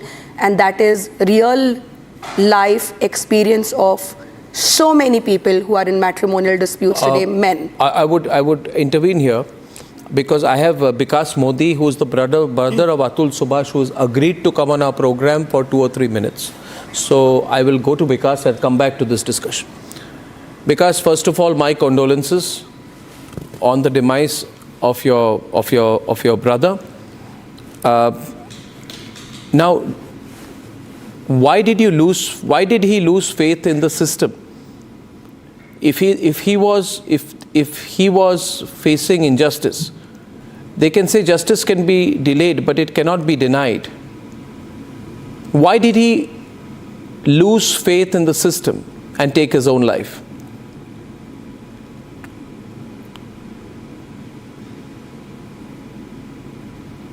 Vikas, can you hear me? Yeah. Please go on. Are you getting my voice? I can get your audio. Yeah, please go on. Arnab, basically, what to say, if you on social media, he mentioned that the corruption, मतलब जो corruption जो है वो कानून के सबसे औहदे post पे बैठने वाले लोग अगर वो मांगने लगे एक न्याय को दिलवाने की वो जी ऑडियो थोड़ा ठीक नहीं है, तो उसे ज्यादा पैसा देना चाहिए डिमांड की जाती है उनसे, और कहा जाता है कि 5 लाख रुपए अगर तुमने नहीं दिए तो तुम्हें और तुम्हारी फैमिली को मैं कोर्ट के चक्कर कटवाऊंगी। लास्ट 2 साल में जो भी केसेस हुए, जो भी उन्होंने धाराएं लगाई हैं, अगर आप उन पे देखोगे तो आप ये पाओगे कि आपको पता चल जाएगा कि किस मतलब तरीके से या किस तरह से कानून का जो है वो मजाक बना के केसेस जो है वो उसके ऊपर चार्जेस अलग अलग सेक्शंस में अलग अलग टाइम पे एक जो केस खारिज कर दिए गए हैं कोर्ट के द्वारा उसको फिर ड्यूरिंग द टाइम मतलब टाइम के अकॉर्डिंग जो है वो टाइम फ्रेम के जो है वो बाद फिर से वही केस दोबारा दाखिल कर दिए जाते हैं। सुप्रीम कोर्ट ऑफ इंडिया का जजमेंट जो कि फॉलो करना होता है कोर्ट्स को वो नहीं फॉलो करते हैं। उस पर ये बताया गया है कि कुछ रूल्स और चीजें फॉलो करनी पड़ती है। वो जज जो हैं वो नहीं मानती हैं उस अगर आप वीडियो में और जो एलिगेशंस लगाए हैं मेरे भाई ने, अगर आप देखोगे तो उसमें बहुत सारे जो जजेस के भी, इसमें जज के भी नाम दिए गए हैं। तो मैं ये चाहता हूँ कि जस्टिस इज ड्यू, जो टाइटल दिया गया है इसका मेरे भाई द्वारा, वो जस्टिस ड्यू तब तक रहना चाहिए जब तक उसे इंसाफ न मिले। ये इस सिस्टम में बहुत सारे मेन आज मतलब इस ट्रॉमा से गुजर रहे हैं, बट ये ट्रॉमा कब तक वो गुजरेंगे, कब तक चलेगा ये सारी चीजें, कब तक एक हस्बैंड जो है वो पैसे की मशीन बन जाएगी, ये तो सिस्टम को डिसाइड करना पड़ेगा कि क्या निर्भया केस के बाद ऐसा कानून में इस तरह से प्रावधान लेके आ गया, मतलब आगे आ गया है जिससे आज वही एक्ट, वो उसी चीज का लड़कियां जो है वो फायदा उठा रही हैं कहीं ना कहीं, और उसी एक्ट के फायदा उठाने के कारण आज अगर आप देखोगे तो 498 जो सेक्शन है उसमें सुप्रीम कोर्ट ने भी ये कहा है कि 98% ऑफ द केसेस जो है वो फेक दाखिल किए जा रहे हैं। तो क्या ये सिस्टम में चेंज लाने की, सिस्टम में चेंज नहीं लाना चाहिए? इवन सुप्रीम कोर्ट ने ये चीज बोले हुए बहुत दिन हो गए, इस पे भी क्या संज्ञान लिया गया हमारे कोर्ट के द्वारा? मैंने तो अपना भाई खोया है, लेकिन मेरे भाई जैसे भी बहुत भाई हैं अभी इंडिया में जो बहुत सारे फाउंडेशंस में आज की डेट में इस ट्रॉमा से लोग गुजर रहे हैं। मैं बहुत सारे लोगों को मेरे भाई के बाद जो है वो केसेस के बाद जो है कुछ लोगों को जानता हूँ जो इस चीजों से वो गुजर रहे हैं। पता नहीं वो आज सुसाइड करेंगे या कल सुसाइड करेंगे, ये मुझे नहीं पता। विकास जी, सिर्फ एक सवाल है, जब आप जस्ट एक सवाल है और जितना आप शेयर कर सकें, क्योंकि कभी कभी जब अगर लीगल प्रोसेस में फ्रस्ट्रेशन हो गई तो क्या आप लोगों ने कभी कोशिश की, ये जो सिंघानिया परिवार है जो जौनपुर बेस्ड है, जहाँ पे आपकी सिस्टर इन लॉ रहती है, उनके फैमिली मदर अंकल सब है, क्या उनके साथ मिल के बैठ के इस मामले को रिजॉल्व करने की कोशिश हुई थी कभी? बिकॉज कोर्ट प्रोसेस तो बहुत लॉन्ग है। एक्चुअली किसी भी मामले को हमने इस तरह से नहीं, जब उन्होंने डिवोर्स केस में फाइल कर दिया है तो फिर हम केस के तरीके से चलना चाहते थे, हम सिस्टम के अगेंस्ट जाना ही नहीं चाहते थे, और भैया भी मेरे पता नहीं था कि वो सिस्टम के अगेंस्ट आए। वो चाहता था कि सिस्टम से बात की जाए, सिस्टम के है वो ऐसा नहीं था। अगर आप वो देखोगे कि इस सिस्टम में क्या हो रहा है, वो गुजारा भत्ता जो एक बच्चे का मांगा जा रहा है वो 40,000 रुपए महीने का मांगा जा रहा है। Audio is not good, but Vikas 4 साल का वो बच्चा है, वो 4 साल के बच्चे जो है वो 40,000 रुपए महीने का उसको गुजारा भत्ता दिया जा रहा है, वो 40,000 रुपए से 80,000 रुपए कर दिया जा रहा है। कानून में ये चीजें हैं कि अगर 80,000 रुपए आप देने के लिए एग्री कर गए तो कानून ये कहता है कि आप अगर 80,000 दे सकते हो तो 1 लाख रुपए क्यों नहीं दे सकते हो?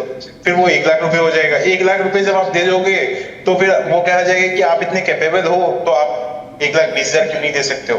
तो क्या ये डिसीजन जो है वो किसी बेसिस पे होना चाहिए या आप ज्यादा पैसा कमा रहे हो उस बेसिस पे होना चाहिए? मेरा ये क्वेश्चन है। और क्या ऐसा कोई कमिटी, ऐसा कोई लॉ, ऐसा कोई सिस्टम है जहाँ पे अगर मेन को कुछ हरासमेंट हो रहा है तो वो अपनी बात कोई फोरम पे है जो जहाँ पे जाके वो अपनी बात कह सकता है? जी, ऐसा नहीं है कि सिर्फ वुमन एम्पावरमेंट की हम बात करते हैं कि वुमन एम्पावरमेंट होना चाहिए, बट वुमन एम्पावरमेंट का अगर मिसयूज हो रहा है तो क्या हमारे पास कोई राइट्स हैं? कहीं कुछ भी नहीं है हमारे पास।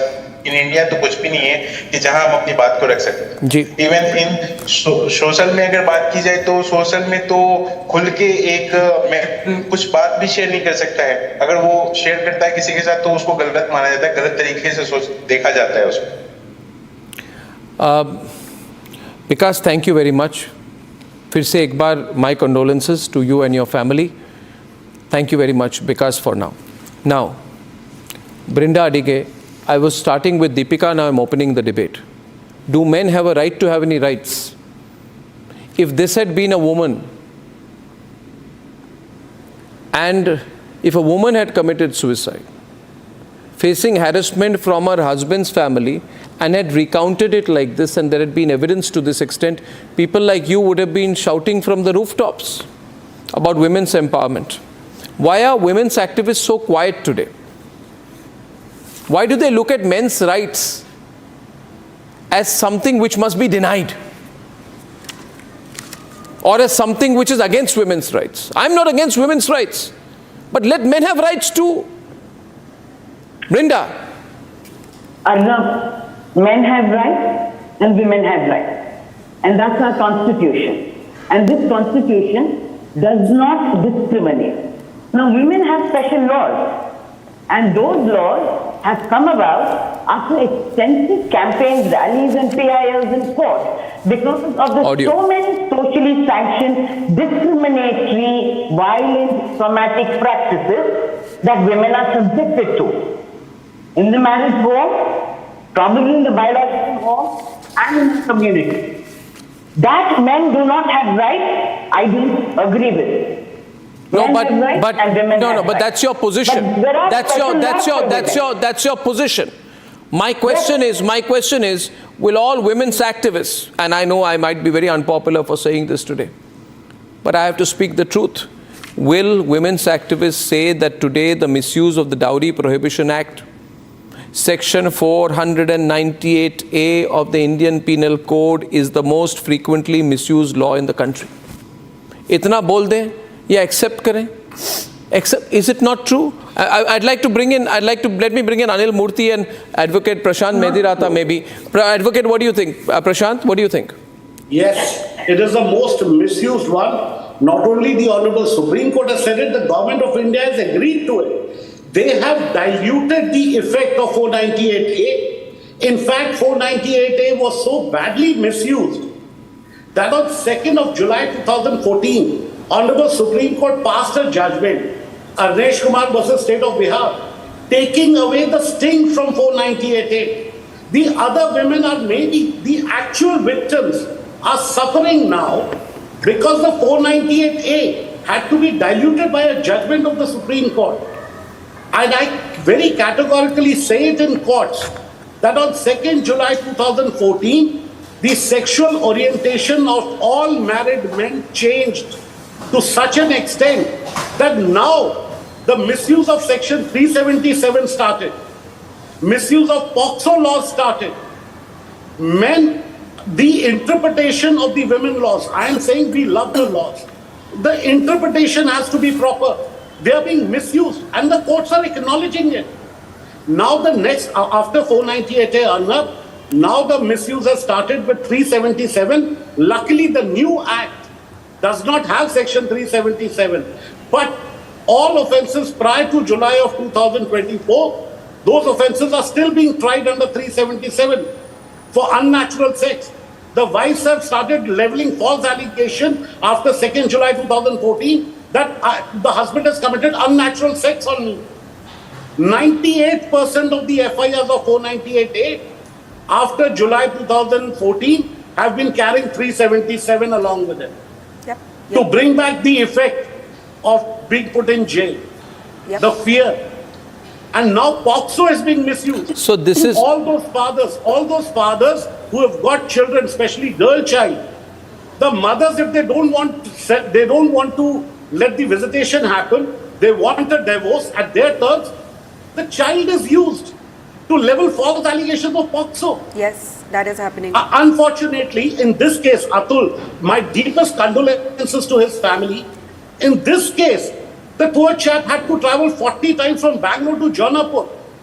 I'm very happy to say that Delhi, all district courts have the video conference facilities. The Honorable Supreme Court made sure all district courts during COVID period have the infrastructure. Why wasn't that infrastructure used? What was the need to make this man travel from Bangalore to Jaunpur every hearing? You're not required. Under Domestic Violence Act, no husband is required to be physically present. There are judgments of Honorable Supreme Court saying Domestic Violence Act does not require husbands to be present. Only in Delhi, every hearing, every district court, every judge compulsorily is switching on the video conference facility, and we are telling husbands, you don't have to travel. We are telling families, you don't have to travel. No, but this is harassment then, and it cannot happen without some connivance or involvement of judicial officers also. Now, these are very sensitive matters. And people say, don't discuss these things. Don't debate these things. But we must discuss, we must debate. I read in the papers every day that men are the targets of domestic violence, and also that men have been murdered by their wives. Every second day there is an article.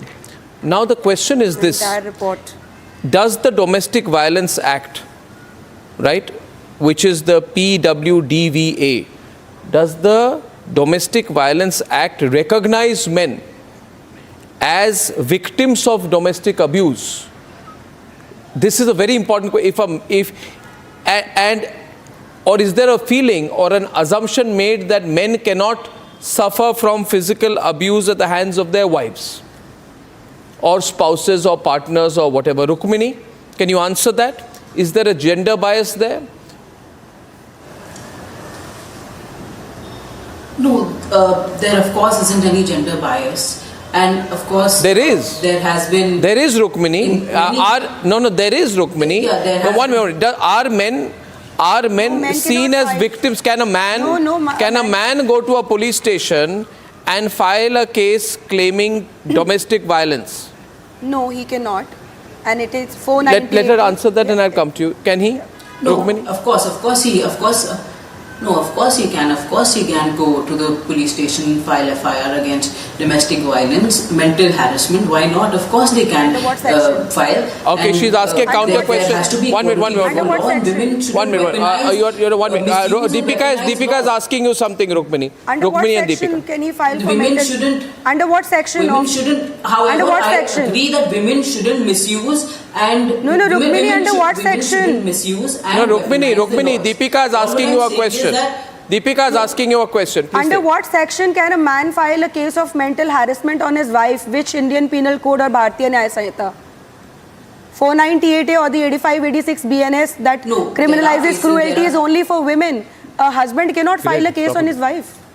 Only for women, right? 498 is only for women, but there are, of course, with evidence, and there have been cases earlier as well where men have gone to police stations and courts and say that we have been victims of mental harassment and or that's a divorce domestic violence. However, I agree that women shouldn't weaponize or misuse. No, but are they? The question is not.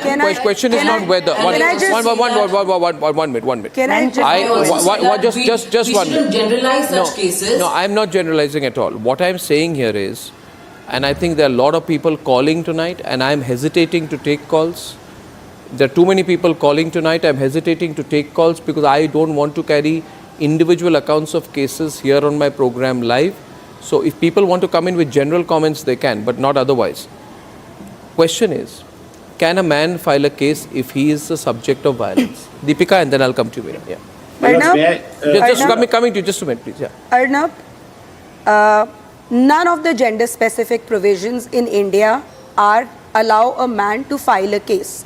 Not a 498A which criminalizes cruelty, not a 376 which criminalizes rape, not a 354 which criminalizes stalking, molestation, sexual harassment, not the sexual harassment workplace. Men cannot be victims of sexual harassment, nor does the Protection for Women from Domestic Violence Act, which, let me remind the audience today, was brought in 2005 by a woman who is a legal luminary, Madam Indira Jaisingh, and what I understand is that this piece of provision was an exact kind of taking away from the UK law for domestic violence, which, by the way, is gender neutral. So if the women's rights activists or the feminists claim to be standing for equality, then in 2005, what stopped them from bringing a gender neutral provision?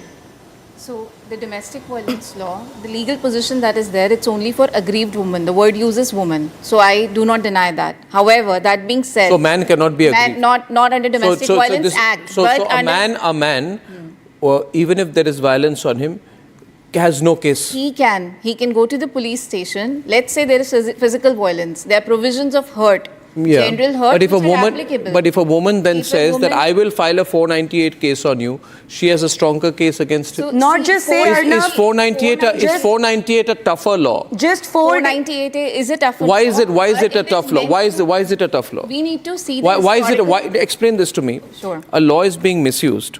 Obviously there are provisions in the law like POCSO which make it a tough law.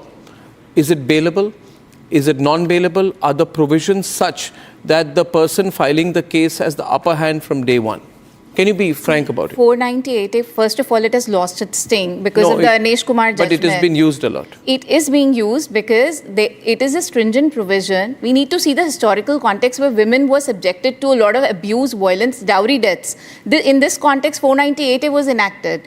498 is applicable in circumstances where there is extreme harassment or dowry-related harassment, which is being suffered that's by up to the police station. So they can men file are not going to suffer dowry-related not harassment. extreme harassment. The case that has been quashed by Supreme Court 2 days back is a case where it is the man who was victim of domestic violence and cruelty. He opted for divorce. He opted for divorce, which is his only legal recourse, and the woman then filed a 498A on not just him but his entire family. So the courts are there to balance the rights. So that is exactly what happens, Arnab. I deal with these cases every day. A man would smash her husband's head with a stone, has bites over here. I get these photographs. A woman. Yes, a woman doing that to the husband. And when file a complaint for voluntary causing hurt, voluntary causing grievous hurt. It's not that I'm dealing with a case right now where for 3 weeks there has not been an FIR registered, and the police saying he can you file go and live with her. 156(3) and otherwise she get will file all the cases against you and I'll put your family behind then the bars. man is afraid Let's he can talk go to about the what's court. happening on ground.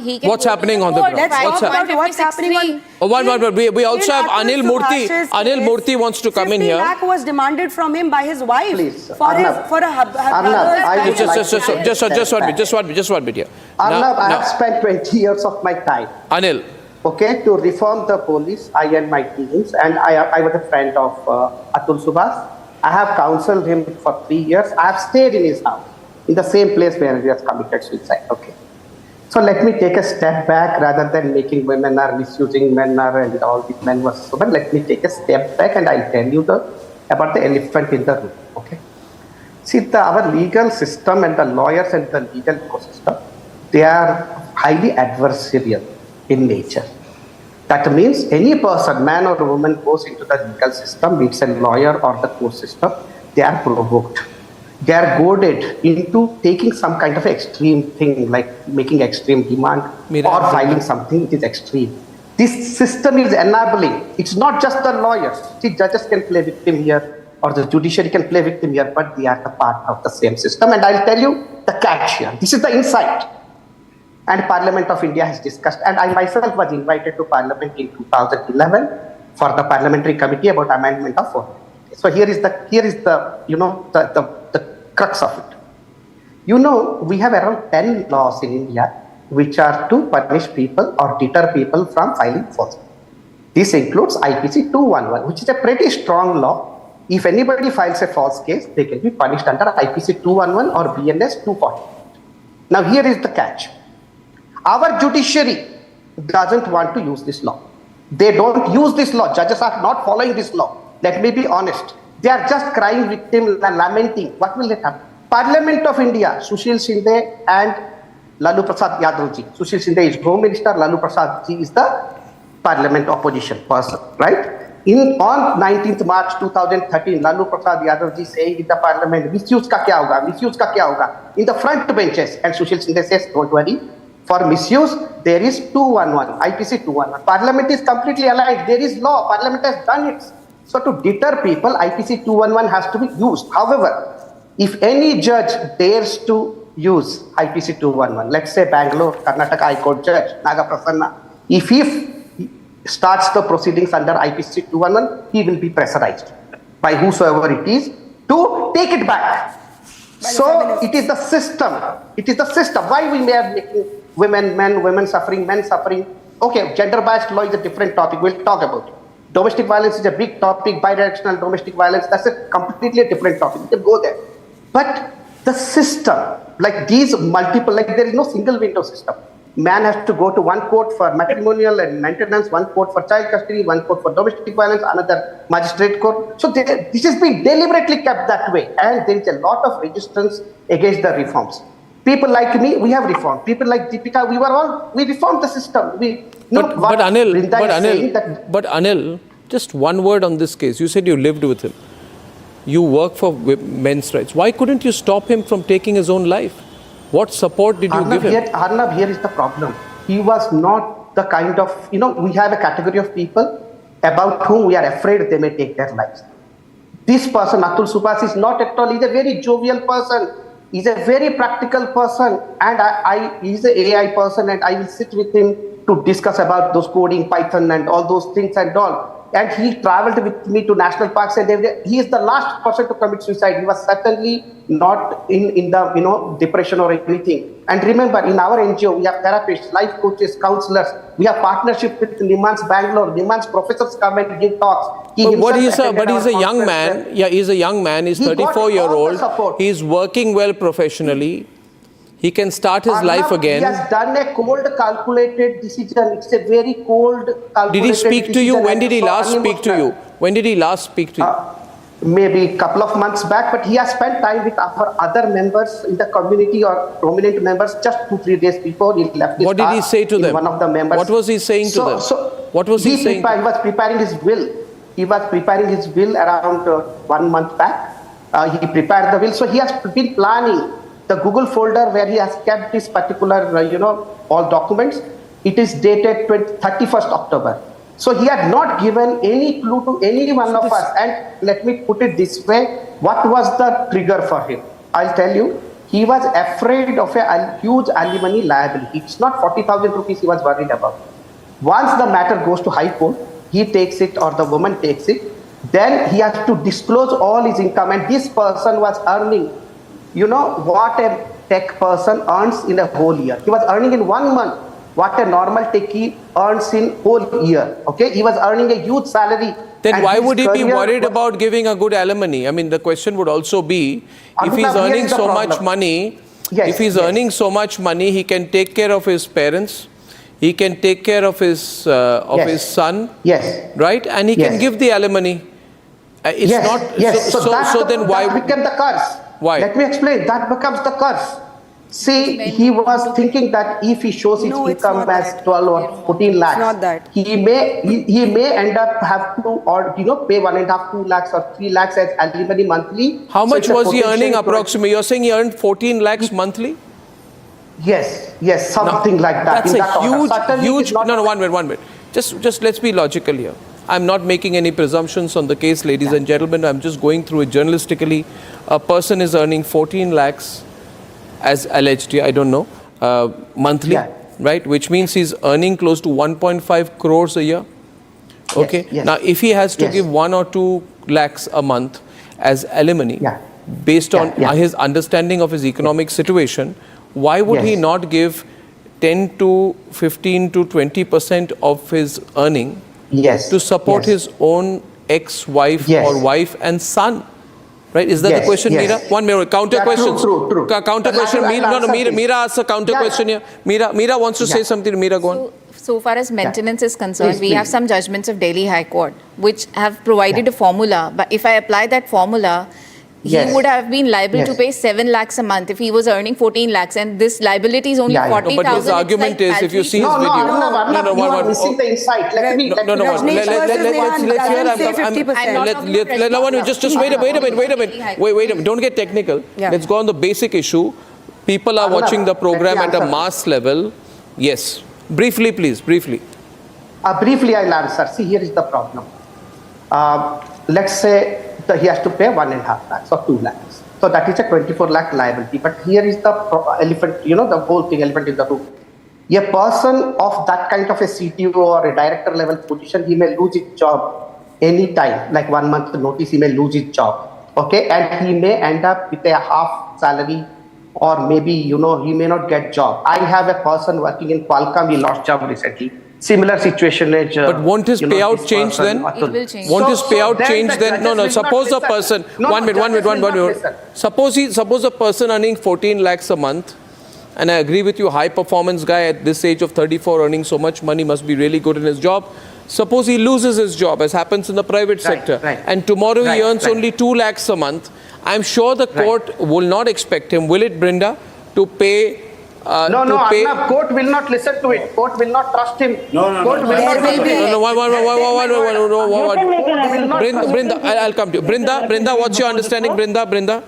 No, he can appeal to the court. He can definitely appeal. No. The appeal will take time, Rukmini.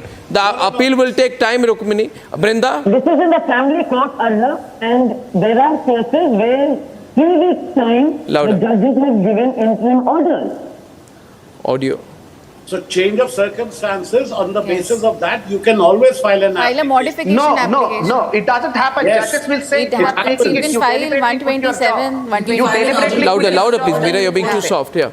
And Meera is saying something. Okay, right now it's Meera versus Deepika on the studio debate again. Meera, make your point. So he can always file a modification application. If it's a maintenance under 125, he can file a modification under 127 Anil is for counting. change of circumstances. The judges will not listen. And for Arnab, under domestic The argument made here is that the court is anti-men. No. Is that the argument being made here? No. Wait, Okay. wait, Deepika. wait, Okay. what You can look at her directly and answer. If we are specifically Don't look at the going to camera talk here. about Atul Subhash's case, Yeah. let us please first understand the idea of starting of the dispute was financial. His wife allegedly wanted him to give 50 lakhs to support the career of a brother. And when he put his foot down, Where is that became documented? It is there in his entire video. That is how its story begins of conflict. So he was being seen as a way, as someone to milk. Yes, to absolutely. finance. Yes. Okay. And now she had first claimed for maintenance. Now she had also not disclosed, allegedly, as per whatever details are there available, that she was also working in Accenture. She is also earning probably a salary of 1.5 lakh per month. And then the child that was granted maintenance of 40,000 per month, for which appeal was filed to be escalated to 80,000 per month. He was not even able to see that child. Meera's counter. Meera's earning 14 lakhs a month, 80,000 for the child is still too meager. Okay. Even as per so law. every kind If of the woman every was kind earning, of this is every something kind which of is matter of kindness has to trial. come from the man and not from the woman. So she has filed 9 cases on him. The child dragged his is with the family in a woman, case she of has to- murder. He says, his argument is that I don't want to become an ATM for a woman who has harassed me, and I feel that that is what I'm going to end up becoming. Now, in the given case here, and the point is, interesting statistic, Meera, can you tell me why 85 to 90% of divorce proceedings in India, cases, right, are filed by women? Why is it? And my question goes to everyone. I'm told 85 to 90% of divorce cases in India are filed by women. And not No, I think that's men, a fact. That's a fact No, across the world. As far as divorce proceedings are concerned, Yes. I think they are filed more by men than by women. As a counterblast, when women file 498A cases, the men go and file divorce cases. When women file 498A cases, Yes. is it true that eventually they have the lowest conviction rate? That Yes. almost 90% of the cases there are is found to be also- false. So there is also a reason. What for happens that. to those 90% of the people who go through 10 years, 20 years of harassment, and after that the case is dismissed? So sometimes parties settle before But that's the settled- matter no, is why- finally So what is decided. what is so settlement? Meera, what was What the is law settlement? brought for? I To will address tell you the dowry reason. or Let's see violence the against base. women, or reduce it to a tool No, I have a of theory on this. compensation I have when a marriage I have a breaks down. theory on this. Yeah. You have a very strong case. I think we should speak about the elephant in the room. It's a dangerous law, okay? And 90% of the cases, 88 to 89% of the cases don't end in conviction, but it's a dangerous law. And in India, you know, there are lots of fees involved: lawyer fees, court fees, expert fees, miscellaneous fees. Mutual divorce is very expensive. There are costs of lawyers, you know, lakhs of rupees. There are drawn out proceedings. The system tires you out, right? Plus, in this case, not just you, but your whole family gets involved, right? It becomes family versus family. It's no longer individual versus individual. And so society gets involved. Social issues get involved. It's a different case. I mean, why don't we accept we need to fix this? Arnab, do you know that 498 is perhaps the only law in the country in which highest number of women have been jailed?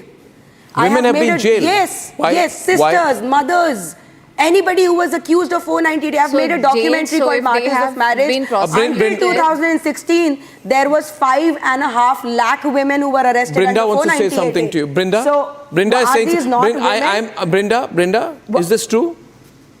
No, Yes, it is true, but we also need to understand that when there is any kind of cruelty happening in the house where the woman has got married and gone, there are sister-in-laws, there are sisters, and there is a mother. Very bad. So yes, all of them would be good. And all of them. So do we then? I want. Do we then? Meera and Rukmini. Do we then accept? No. Do we then accept? Do we then accept? Give me a minute. Your audio is so bad. I want to fix that part a little bit and come back to you, Brinda, in a minute. Arnab, I share cases where... No, 1 minute.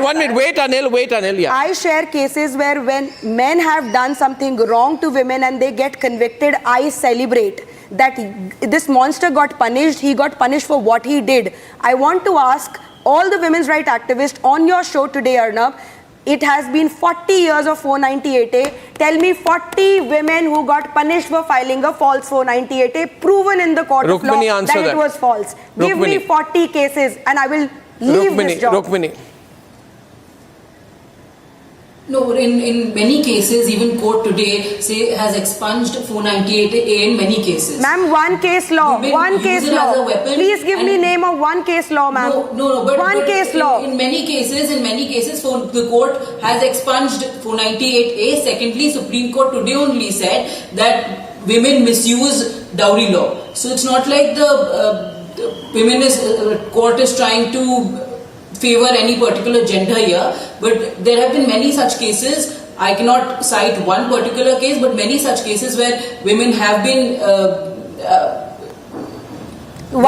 jailed in 498A cases. I am asking for just one example. I can give you one example here. Researching on 498A there is a case. It's in Noida, in National Capital Region, where a woman refuses to marry her groom on the marriage day.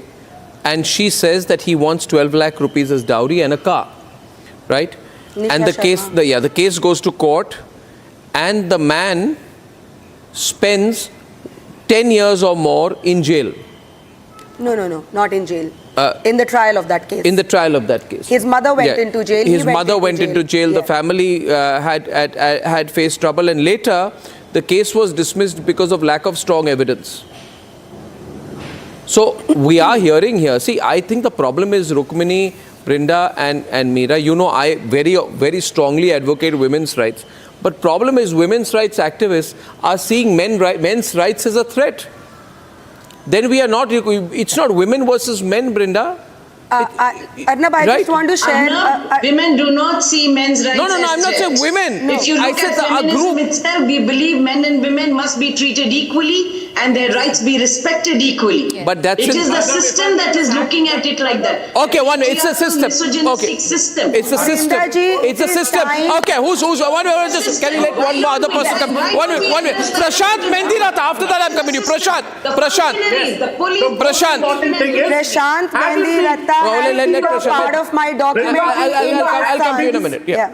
Had it been the woman, unfortunately, who would have committed suicide, believe me, the Bangalore police would have been at the husband's house, arrested the entire family in 306 and put them behind bars.